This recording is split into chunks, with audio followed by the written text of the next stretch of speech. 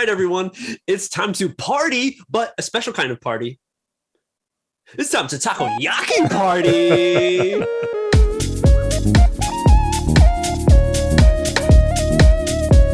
Hey, everyone. Welcome back to another episode. I don't know. We're the hosts. My name's MJ. My name is Adam. And we welcome you to our YouTube channel where we invite you to become our friends in this conversation. Hopefully, it's not just me and Adam talking. We want to invite you two into this natural English conversation so you can maybe pick up some new words and phrases that you hear. And, you know, the biggest thing that we push is we're going to help you get that feeling of English, what it feels like to hang out with your friends in an English environment, because that's something that textbooks will not teach you. Yeah. Today's episode, everyone, we will be talking about takoyaki parties. Oh, yeah. So why takoyaki parties, you ask? Well, you know, Adam recently just went back to Osaka for a little bit and had a little vacation over there. Mm-hmm. So, you know, that kind of sparked the idea of let's talk about takoyaki, because we all know the birthplace of this wonderful molten hot round food is Osaka. Yes. So what was your experience like first takoyaki party? First takoyaki party was actually on my birthday. Yeah. And we had a birthday party, but it was a takoyaki birthday party. Double party in Double one. Party. And I think other friends who had like September birthdays, we all just came together and had like a takoyaki birthday party. Nice. Yeah. So it was fun. And, you know, aside from just preparing everything together and going shopping for all the ingredients, I found out something different about takoyaki that I don't normally see when I shop for them.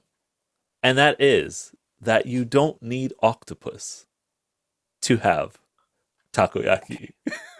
Okay. Yes. Yes. Yes. It can be a different kind of yaki. It can be a different kind of yaki, but it's still a takoyaki party. So that was something that really threw me off, because we had, of course, regular octopus, but there was also like cheese in one of them, and wieners, and then the dessert takoyakis.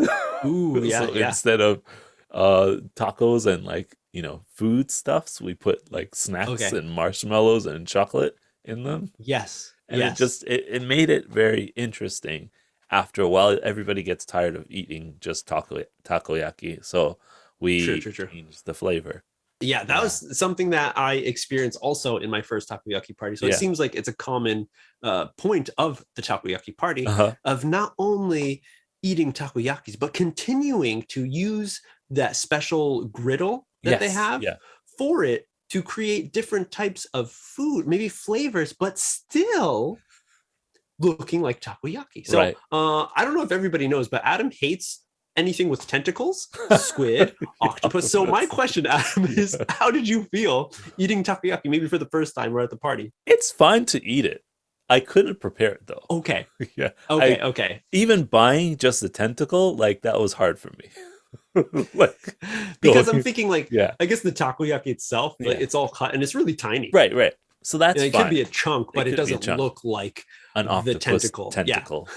So I went shopping to buy all this stuff, and having to buy it, luckily a friend was with me. So, you know, they picked out the octopus and put it in the basket, and I just like kept buying other things, like other ingredients as well. You just held the basket. I just held the basket other stuff on top of the tentacles, so you didn't have to see it. Yeah, basically, my other friends cut the tentacle, so I didn't really touch the tentacle at all.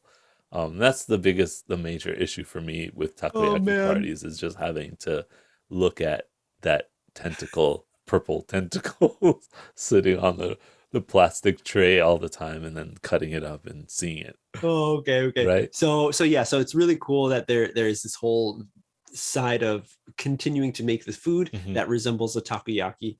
Like you mentioned, there's different styles of it, but one thing that is so cool is like the way to make it, because of course before I went to my first takoyaki party, I had takoyakis. I've eaten it at a festival, or, you know, just going out on the street and trying it out. So I knew what it was.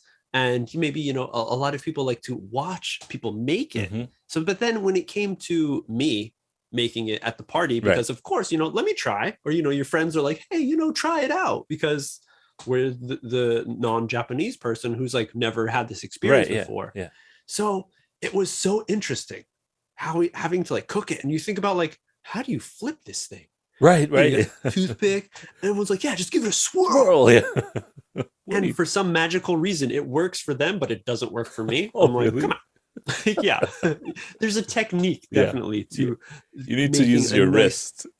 yeah but then the question of like, okay, you see it and you make like half of it, but then I'm like, how does the other half get made? It's not like a griddle where you like close it like a waffle iron where it closes and you can make and both sides. They fuse together, right?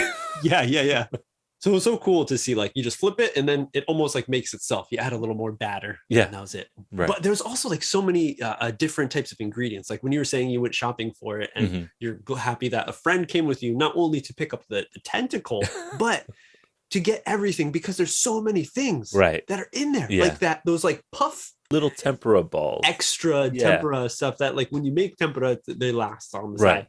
Or like the aonori you need a special kind of sauce, the ginger, the ginger, the katsuobushi to put on top. There's so many different things to it. And I was just like, man, this is so many. I'm like, when do you use that? When do you use that? When do you use that? Where does what go where? Yeah.